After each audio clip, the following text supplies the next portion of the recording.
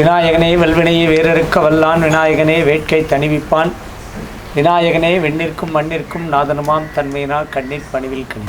அன்புக்கும் ஆற்றலுக்கும் அறிவில் சிறந்த அன்பர்களுக்கும் இந்த வரக்கூடிய குரு பெயர்ச்சி அப்படின்னு சொல்லக்கூடிய இந்த குரு பெயர்ச்சியானது நவக்கிரகங்களிலே வரக்கூடிய தேவகுரு, பிரகஸ்பதி, வியாழன் அப்படின்னு சொல்லக்கூடிய குரு பகவான். இந்த குருவானப்பட்டவர் மண்ணில் நீடு போகத்தை நல்கும் இறையவன். இந்த குரு பகவான் இப்பொழுது வரக்கூடிய சித்திரை மாதம் 18ஆம் நாள் 1/5/2024 அன்று மேஷராசியிலே இதுவரை இருந்த குரு ரிஷபராசிக்கு இடம் பெயர்கிறார். 14/5/2025 வரை இந்த ஒரு வருட காலகட்டம் ஸ்திர ராசியான ரிஷபராசிக்கு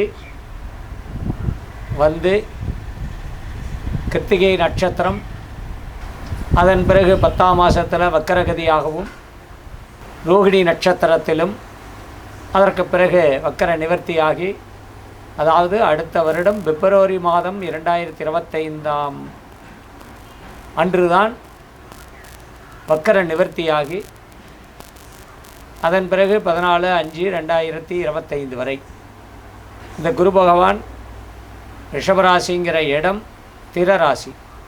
ஜென்ம ஜாதகத்திலே திரராசியாக சொல்லக்கூடிய ரிஷபம், சிம்மம், விருச்சிகம், கும்பம், இந்த ராசி கட்டத்திலே அவரவர்களுடைய ஜென்ம ஜாதகத்திலே இந்த ராசி கட்டத்திலே குரு பகவான் இருந்தால் அதற்கு குரு வளையம் என்று பெயர். ஸ்திரராசி உபயராசிக்கு அதிபதியானவர் ஸ்திரராசியிலே இருந்தால் அது விரயம். உபயத்துக்கு திறம் விரயராசி, விரயஸ்தானம்.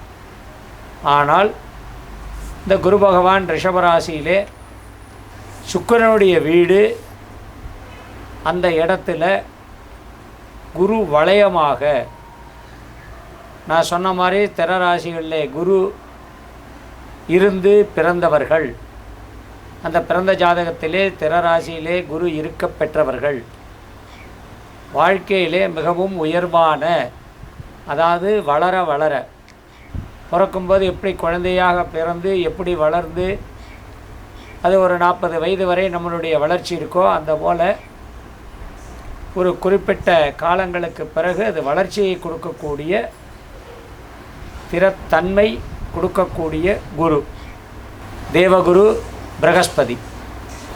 அனைவருக்கும் நல்ல விஷயங்களை போதிக்கக்கூடியவரும் நல்ல செயல்களை செய்வதற்கு உண்டான சுபக்கிரகங்களும்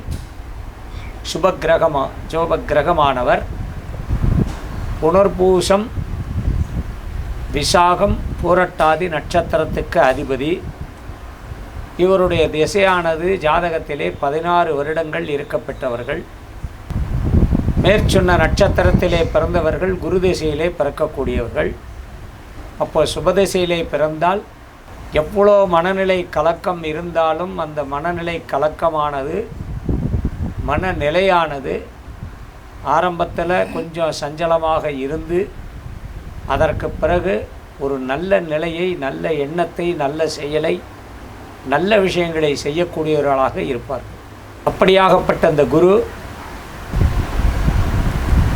அவருக்குரிய தானியம் கொண்டைக்கடலை, அவருக்குரிய அதிதேவதை அப்படின்னு சொல்லக்கூடியவர் பிரகஸ்பதி, இந்திர மருத்துவர்.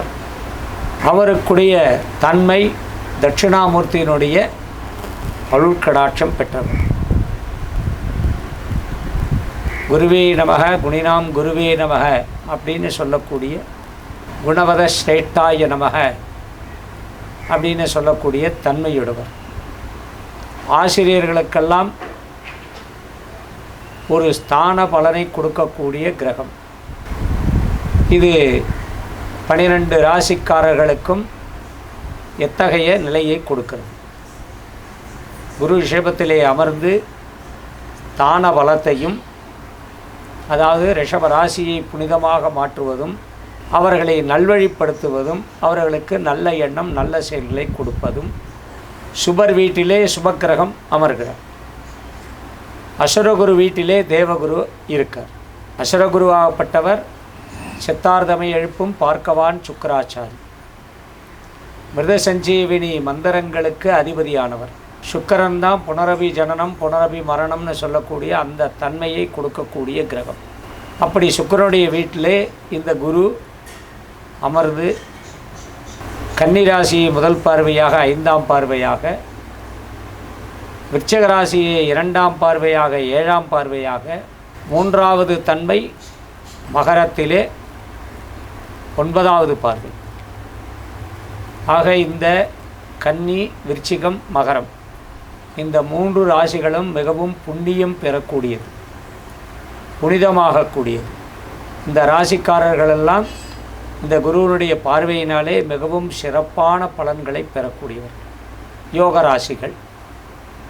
பரிகார ராசின்னு சொன்னால் ரிஷபத்தையும் மேஷத்திலேருந்து ஆரம்பித்து, மேஷம் பரிகார ராசி தான், ரிஷபம் பரிகார ராசி தான், மிதுனம் பரிகாரம் தான், சிம்மம் தொழில் ஸ்தானத்துக்கு பரிகாரம், துலாம் அட்டமஸ்தானம்னு சொல்லக்கூடிய மிகப்பெரிய பரிகார ராசி, தனுசு 6ஆம் இடத்துல அமர்கிறதுனால பரிகார ராசி, கும்பம் பரிகார ராசி, மீனமும் பரிகார ராசி. இந்த ராசிக்காரர்கள் தவிர எல்லா ராசிக்காரர்களும் இந்த குரு பகவானை வழிபட்டு வருவது மிகவும் சிறப்பு. போற்றக்கூடிய தெய்வமாக இருக்கக்கூடிய குருவை எப்பொழுதும் போற்றி வணங்கியே தீரணும். அதனால் எந்த ஒரு செயலை செய்யறதுக்கு முன்னாடியும் குரு பிரம்மா குரு விஷ்ணு குருதேவோ மகேஸ்வர குரு சாட்சாத் பரபிரம்மா தஸ்மை ஸ்ரீ குருவே நமக அப்படின்னு சொல்லக்கூடிய அந்த குரு பிரகஸ்பதியவும் குரு தட்சிணாமூர்த்தியையும் தென்திசை நோக்கி இருப்பவனை போற்றி தேசப்பளிங்கின் திறனை போற்றி அப்படின்னு சொல்லக்கூடிய அந்த தமிழ் பாடல் வரிகளை அந்த ஸ்லோகத்தை சொல்லி தட்சிணாமூர்த்தியை வணங்குவதும், வியாழக்கிழமை தோறும் ஷீரடி சாய்பாபா சன்னதிக்கு செல்வதும், குரு ராகவேந்திரரை வழிபடுவதும், மகா பெரியவரை வழிபடுவதும், இங்கேரி சங்கரமட சாரதா பீடம் அந்த சுவாமிகளை வழிபடுவதும், அவரவர்களுக்கு ஏற்ற குருவை, இப்போ விசிறி சாமியார்னு சொல்கிறோம், ரமண மகரிஷி சொல்கிறோம், போதேந்திர ஞானேந்திரர் அப்படின்னு சொல்லக்கூடிய அத்தனை குருமார்களையும் நமக்கு எது அருகிலே இருக்கோ, நமக்கு எது பிடித்தமானது இருக்கோ அந்த குருவை வணங்குபவர்களுக்கு எப்பொழுதும் சிறப்பு அப்படின்னு சொல்லிட்டு இப்பொழுது 12 ராசிகளுக்கு உண்டான குரு பயிற்சியை மேஷம் முதல் மீனம் வரை பார்ப்போம். கடமைமிக்க கன்னிராசி என்பர்களே, கன்னி லக்னக்காரர்களே, இந்த குரு பகவானப்பட்டவர் உங்களுடைய ராசிக்கு 9ஆம் இடத்திலே வந்து இந்த குரு பயிற்சி பலன்களை உங்களுக்கு கொடுக்குறார். ராசிக்கு 9ல் இருந்து உங்கள் ராசியை முதல் பார்வையாக 5ஆம் பார்வை, அடுத்தது உங்களுடைய 3ஆம் இடத்தை 7ஆம் பார்வை, உங்களுடைய ராசிக்கு 5ஆம் இடத்தை 9வது பார்வை. குரு பெயர்ச்சி பலன்கள் அப்படின்னா ஸ்தான பலமும் உண்டு, குரு பார்வ பலமும் உண்டு. ஸ்தான பலம் அப்படின்னு எடுத்தால் 9ஆம் இடம். நான் முதலையே சொல்லியிருக்கேன், லக்னம் 5, 9 அதிர்ஷ்ட இடம், அதிர்ஷ்ட லக்னம், அதிர்ஷ்ட பாவம், நல்லது செய்யும். எந்த ஒரு கிரகமும் இந்த இடத்துக்கு அதிபதியோ இந்த இடத்துல இருப்பவர்களோ நல்லது மட்டுமே தான் செய்வார்கள். அதுக்கு பேர் திருகோணம்னு பேர். அந்த வகையில்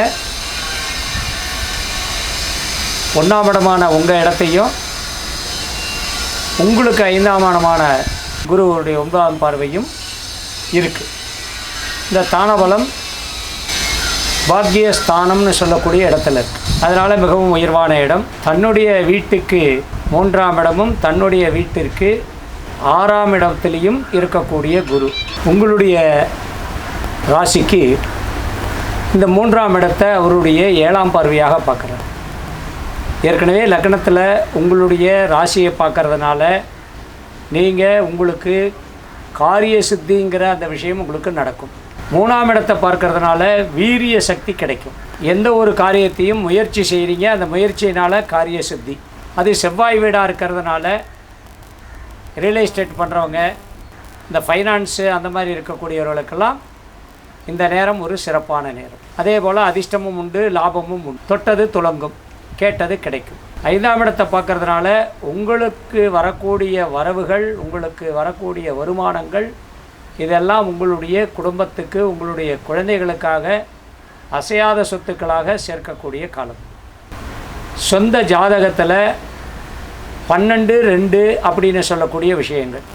12ஆம் இடத்து அதிபதி உங்கள் ராசி லக்னம், கன்னி ராசி, கன்னி லக்னம்னா 12க்கு அதிபதி யார்? சூரியன். அவர் 2ல் இருந்து சப்போஸ் நீங்கள் ஐப்பசி மாதம் பிறந்திருந்தீங்க அப்படின்னா குடும்பத்தில் எவ்வளோ பணம் வந்தாலும் செலவாயிட்டே தான் இருக்கும். இதெல்லாம் பிறந்த ஜாதகத்தில் இருக்கக்கூடிய அடிப்படை விஷயங்கள். அதே போல் 4க்கு அதிபதியான குரு மகரத்தில் 5ஆம் இடத்துல இருந்து பிறந்தவர்கள் 12க்கு அதிபதி 2ல் இருந்தார்னா அதே தான், ஏதாவது செலவு வந்துகிட்டே தான் இருக்கும். அதனால தான் யாரும் எனக்கு இன்னும் பெரிய அளவுக்கு நான் உயர்வு இல்லை, பெரிய அளவுக்கு நான் வளரல, எனக்கு பணம் பத்தலை, எனக்கு குடும்பம் சரியாக அமையல அப்படின்லாம் சொல்கிறதுக்கு காரணம் அதுதான். அதெல்லாம் சொந்த ஜாதகத்தை பார்க்குறவங்களுக்கு தான் அதெல்லாம் தெரியும். சொந்த ஜாதகத்தை பார்த்து அதுக்கப்புறம் நீங்கள் முடிவு பண்ணிக்கணும். அந்த இடத்துல இருக்கக்கூடிய கிரகங்களுக்கு பிரீதி செய்கிறதோ இல்லை அது என்ன இருக்குங்கிறத அதை ஆராய்ந்து அதனுடைய முடிவு எடுக்கிறது நல்லதுன்னு சொல்கிறோம். அந்த வகையில் படிக்கக்கூடிய மாணவர்கள், மாணவிகள் எண்ணும் எழுத்தும் ரொம்ப கவனத்தோடு இருக்கணும். படிப்பு உங்களுக்கு இயற்கையிலேயே நல்ல படிப்பு கிடைக்கும், இல்லை நல்ல அறிவு கிடைக்கும், இல்லை காலம் சென்று படிக்கக்கூடியதெல்லாம் கூட இருக்கும். படிப்பை டிஸ்கன்டினியூ பண்ணிட்டு திரும்ப படிக்கக்கூடிய சூழ்நிலைகள்லாம் கூட வருது. திருமணத்துக்குன்னு பார்த்தா இந்த லக்னம் ராசி புனிதமாகிறதுனால திருமண தடை நீங்கும். குழந்தை, ஆண் குழந்தை இதுவரை பிறந்தது, பெண் குழந்தையே இல்லைன்னா பெண் குழந்தை கிடைக்கும். இந்த குரு அந்த வேலையை செய்வார். ஏன்னா ராசியை பார்க்கறதுனால 2 பெண்கள் இருந்தவர்களுக்கு ஒரு ஆண் பிறக்கிறதுக்கு நிறைய வாய்ப்பு இருக்குது. ஏன்னா ராகு 7ல் இருக்கார். எதை பிறந்தாலும் அதுக்கு அடுத்ததும் அதே தான் பிறக்குங்கிற மாதிரி கணக்கு. இந்த குரு பயிற்சி பலனில் இந்த மாதிரி விஷயங்கள்லாம் இருக்கும். ஒரு 30 வயசுக்கு மேலே திருமணமானவர்கள் ஒரு 48, 49 வயது வரை இருக்கிறவங்களுக்கு ஒரே மாதிரியான பலன் தான் இருக்கும். குடும்பத்தில் கொஞ்சம் அந்யோன்யம், இதுவரை இருந்து வந்த சண்டை சச்சரவுகள் கொஞ்சம் நீங்கிறது. எல்லாத்துக்கும் அடிப்படை பணம். அந்த பண வரவு உங்களுக்கு இந்த காலகட்டத்தில் கொஞ்சம் நிறைய கிடைக்கும். உத்தியோகத்தில் வியாபாரத்தை மாற்றி செய்கிறது, இந்த மாற்றி யோசின்னு சொல்லுவாங்க பாரு, அந்த மாதிரி இதில் லாபம் இல்லை, இது நமக்கு கட்டமாக இருக்குது, இந்த தொழில் நமக்கு சிறப்பாக இல்லைன்னா வேறு தொழில் மாற்றிக்கிறதுக்கு உங்களுக்கு இந்த வாய்ப்பை இந்த குரு கொடுக்குறார். வேலை இது சரியில்லை, சம்பளம் கம்மியாக இருக்குது, நமக்கு கொஞ்சம் நிறையா சம்பளத்துக்கு போகணும், அதுக்கு உண்டான பலனும் இது. இந்த 24 14/5 வரைக்கும் அந்த குரு இதுவரை 8ல் இருந்தது 9க்கு வராரு. ஸ்தான பலன் கட்டம், பார்வை பலனும் கொஞ்சம் கட்டத்தை கொடுத்தது. இப்போது ஸ்தான பலமும் நல்லா இருக்குது, பார்வை பலமும் நல்லா இருக்குது. ஏதாவது தேவையில்லாத சண்டை சச்சரவுகளையும் உருவாக்கக்கூடிய சூழ்நிலை இந்த 3ஆம் இடத்து பார்வையினால் இருக்கும். அதுக்கும் இதே தான் பலன். எப்படி கணக்கு பண்ணணும்? 12ஆம் இடத்த அதிபதி 4ஆம் இடத்துல இருந்தால் நம்ம ரெஸ்ட் எடுக்கிறத விட வேலை ஜாஸ்தியாக இருக்குங்கிற மாதிரி தான் நமக்கு தோணும். அதுதான் நடக்கும். 50 வயசுக்கு மேலே இருக்கக்கூடியவர்கள், 62 வயது வரை இருக்கக்கூடியவர்களுக்கு காரிய தடை நீங்கும். எதை நீங்கள் செய்கிறதா இருந்தாலும் அது கொஞ்சம் பலன் நல்ல பலனாகவே இருக்கும், நல்ல காரியங்களாகவே நடக்கும். வெளிநாடு செல்லக்கூடியவர்கள் 35 வயசுலேருந்தே வெளிநாடு சம்பந்தப்பட்ட உத்தியோகம், வெளிநாடுக்கு போகக்கூடியது அப்படிங்கிறதெல்லாம் கரெக்டு. கண்டிப்பாக இதுவரை விசா கிடைக்காதவர்களுக்கு விசா கிடைக்கும். இந்த ராகு கேது பயிற்சி இந்த வருஷத்தில் இல்லை. அதனால் இருக்கிற இடம் அதுதான். என்ன, நீங்கள் தான் வசந்தவர், உங்களுக்கு எல்லாம் தெரியும்னு போய் ஒரு இடத்துல உட்காந்திங்கன்னா அங்கே உங்களுக்கு இன்டர்வியூவில் உட்காரும் பொழுது நிறைய மீட்டிங் அட்டன் பண்ணுற மாதிரி இருக்கும், நிறையா சிட்டிங் உட்கார மாதிரி இருக்கும், ரிப்ளை கிடைக்காது. போனீங்க, இன்டர்வியூ அட்டன் பண்ணிங்க, இல்லை உட்காந்த இடத்துல இன்டர்வியூ அட்டன் பண்ணிங்க, மீட்டிங் பண்ணிங்க, ஆனால் உங்களுக்கு ரிசல்ட் வராது. அந்த ரிசல்ட் வரணுன்னா அதுக்கு இந்த குரு தான் உங்களுக்கு அந்த வேலையை, அந்த புத்திசாலித்தனத்தை கொடுக்கணும். அதை இப்போ கொடுப்பார். எல்லா வயதுக்கும் அதான். 60 வயதுக்கு மேலே இருக்கிறவர்களுக்கு கூட வருமானம் சிறப்பாக இருக்கும். எப்போவுமே வச்சுங்க, 40 வயசு வரைக்கும் நமக்கு 10 தான் இருக்கும். 40 வயசு 42 வயசுக்கு மேலே இருக்கிறவங்களுக்கு தான் கொஞ்சம் வளர்ச்சிங்கிறது. அப்போ தான் இந்த ராசிக்கு 42க்கு மேலே தான் வளர்ச்சியே. அந்த வளர்ச்சி இப்போ கூடுதலாக அந்த குரு பயிற்சினால உங்களுக்கு இன்னும் கொஞ்சம் அதிர்ஷ்டமாகவே மாறும். 70 வயதுக்கு மேலே இருக்கிறவர்கள் தங்களுடைய வாழ்க்கையினுடைய கட்டணங்களெல்லாம் மறந்து எல்லா காரியங்களுக்கும் நீங்கள் குடும்பத்தில் ஒத்துழைக்கிறது நல்லது. மீண்டும் சந்திப்போம்.